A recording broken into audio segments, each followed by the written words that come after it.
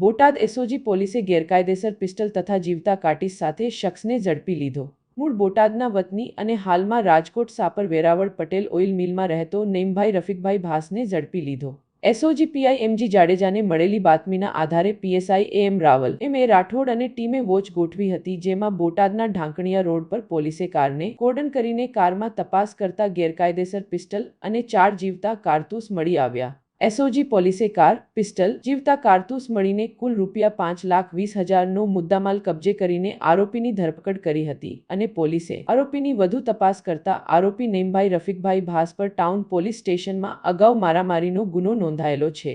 ગેરકાયદેસર હથિયાર ક્યાંથી લાવેલ, કોને આપવાનું હતું તે દિશામાં પોલીસે તપાસ હાથ ધરી।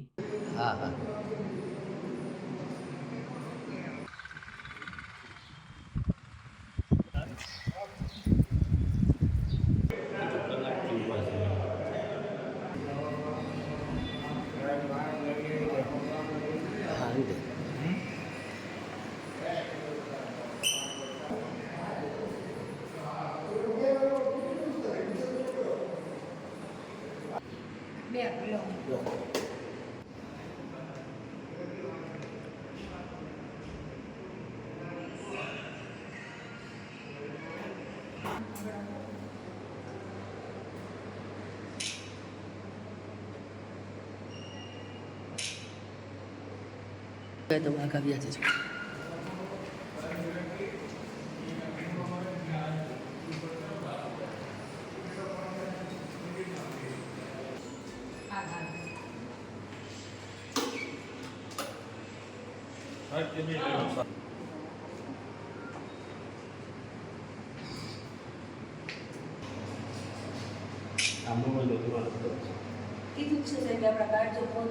ભાવનગર રેન્જના આઈજીપી શ્રી ગૌતમ પરમાર સાહેબની સૂચના અને માર્ગદર્શન હેઠળ બોટાદ જિલ્લા પોલીસ અધિક્ષક શ્રી કિશોર બડોલિયા સાહેબની સૂચના અને માર્ગદર્શન હેઠળ બોટાદ જિલ્લામાં અસામાજિક પ્રવૃત્તિ કરતા તત્વો વિરુદ્ધ કડક કાર્યવાહી કરવા માટે તેમજ જરૂરી તકેદારી પેટ્રોલિંગ કરવા માટે જરૂરી સૂચના આપવામાં આવેલ હોય।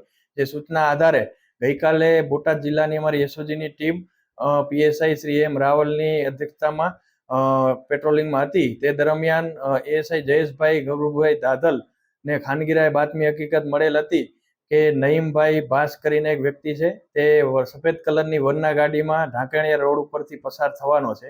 એની બાતમી આધારે વોચ ગોઠવી અને વોચના આધારે કોર્ડન કરી અને સદરુ ઈસમ ત્યાંથી પસાર થતા તેને પકડી પાડી અને ઝડપી કરતા તેની પાસેથી હાથ બનાવટની એક દેશી પિસ્ટલ, 4 જીવતા કારતૂસ અને સફેદ કલરની જે વરના કાર છે, એમ કુલ ₹5,20,400નો મુદ્દામાલ કબજે કરવામાં આવેલ છે।